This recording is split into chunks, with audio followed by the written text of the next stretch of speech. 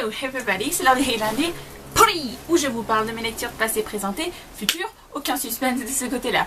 Alors, tout d'abord, avant de vous faire ma vidéo, je tenais à vous remercier parce qu'on a atteint plus de 15 000 vues, vous êtes plus de 250 à me suivre. Et je m'attendais pas du tout à ça quand j'ai fait ma chaîne, donc je vous adore. J'espère que je vais continuer à vous plaire, à toujours dire autant de bêtises ou à vous donner de bons avis, tout simplement.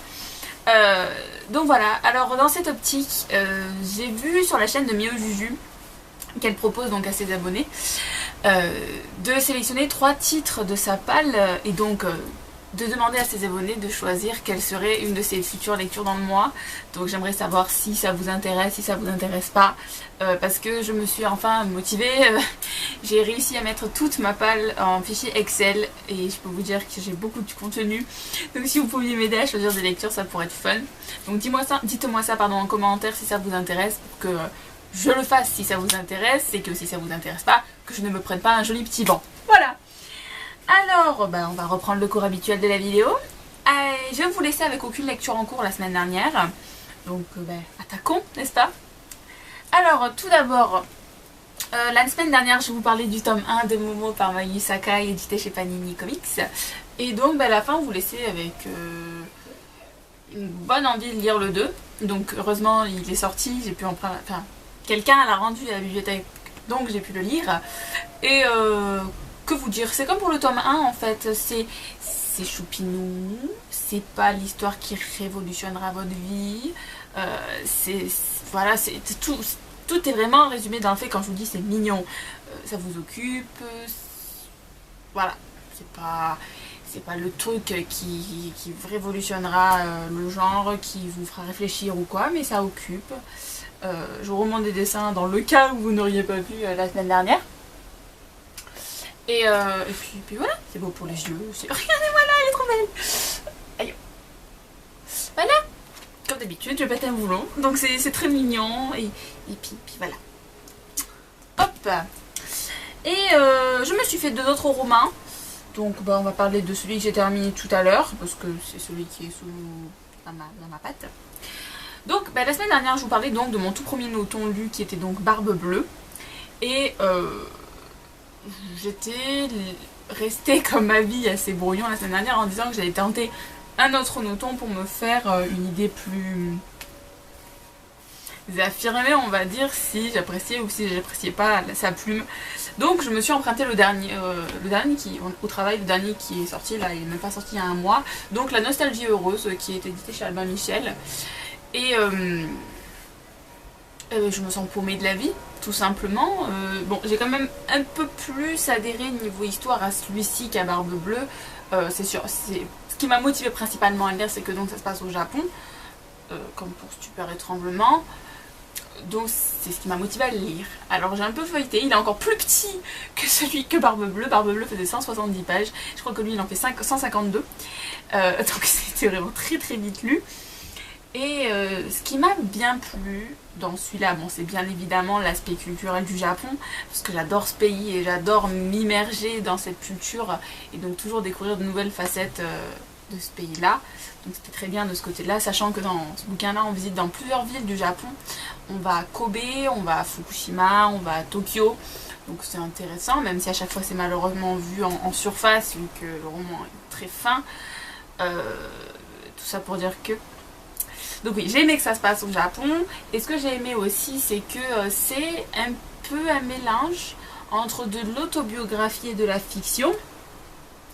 Ce qui fait que c'était pas mal à lire. Donc après, je suis vraiment pas convaincue par la plume de Noton. C'est pas vraiment quelque chose que j'achèterais volontairement, qui me donnera envie de le lire. Mais c'est pas désagréable pour autant. Donc je pense sincèrement que je lirai pas un autre bouquin d'elle. Mais si on m'en propose un, qu'on m'en offre un, je ne serai pas rebutée pour le lire. Voilà. Donc si vous êtes fan d'Amélie Nothomb, lisez-le. Elle fait notamment beaucoup référence à Métaphysique des tubes. À plusieurs reprises, elle en parle dans ce bouquin. Et elle parle aussi beaucoup de Ni d'Ève ni d'Adam. Donc pour ceux qui l'ont lu, ça pourrait peut-être être sympa au niveau du... pas du fil conducteur, mais... pour avoir une certaine chronologie, ça pourrait peut-être être sympa pour vous. Voilà. Ensuite, je vais vous parler de deux e-books parce que malheureusement ils sont pas sur ma tablette, donc je pourrais pas vous les montrer. Puis ma tablette elle est loin.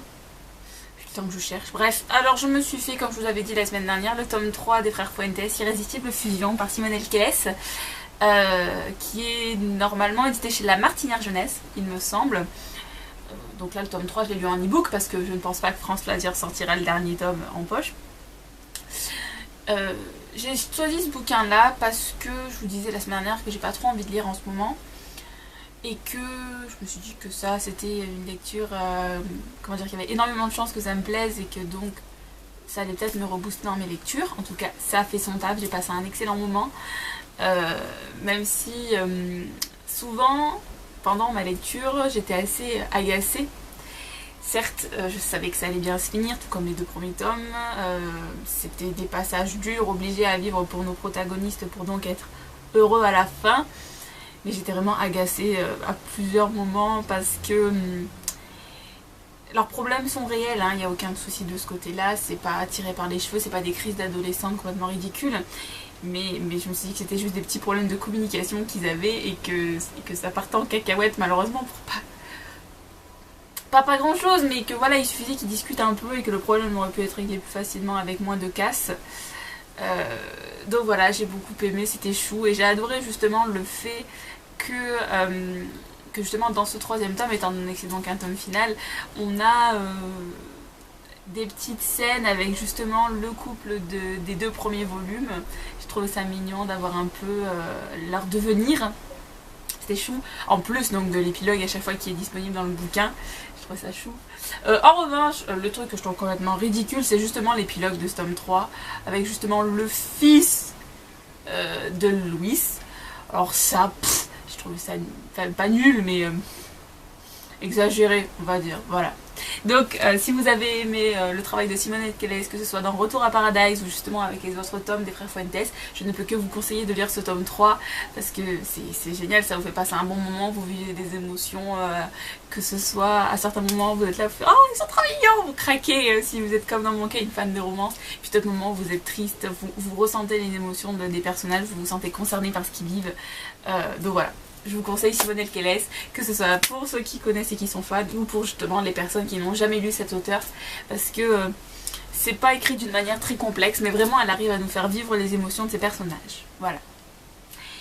Et ensuite, ma lecture en cours, alors elle m'a été choisie par mon amie, hein, puis cette fois-ci elle a très bien choisi, contrairement à la dernière fois. Je suis en train de lire le tome 1 de la série Devil Inside, Mors-moi par Parker Blue, édité chez BAM, je crois que c'est ça. Alors, je l'avais dans ma palle depuis longtemps celui-là, je l'ai pas lu parce que j'en avais beaucoup qui m'attendent, tout simplement, mais je dois vous avouer que pour l'instant c'est une super surprise. Je m'attendais pas à ce que ce soit aussi bien, d'ailleurs le premier chapitre était absolument excellent, parce que donc on avait directement de l'humour, de l'action. Donc c'était très bien. D'ailleurs là je suis à combien de pourcentage que je vois ça? Je suis à 44%, donc la moitié on va dire. Et ça me plaît beaucoup. Ça a plein d'ingrédients justement pour me plaire. Sans avoir trop le côté niais d'un young adulte pour le moment. Donc je suis pas mal fan. Après, seul petit bémol que j'ai pour le moment, mais vraiment très fin, c'est que la fille... je peux pas vous le dire parce que ça va révéler l'histoire, mais je sais pas en fait. Bref, elle se retrouve dans une situation assez compliquée dès le début du tome, vous le savez donc à la fin du chapitre 1. En gros, elle se retrouve sans plus aucune ressource à la fin du chapitre 1. Et je trouve qu'en même pas 2 jours, tous ses soucis sont réglés. Qu'elle tourne assez vite la page, donc ça me chiffonne un peu. Mais ça n'empêche pas que là pour l'instant l'intrigue est pas mal. Je ne m'ennuie pas. Donc je me languis de lire la suite et je vous dirai donc ce que j'ai pensé de la deuxième moitié la semaine prochaine, voilà.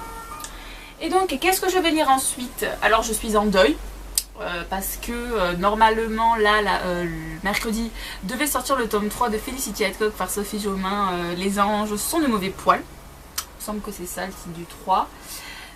Et puis ben voilà, j'ai la haine parce que Rebelle a dû avoir un problème X ou Y, je ne sais pas, ce qui fait que le tome est reporté jusqu'à début octobre.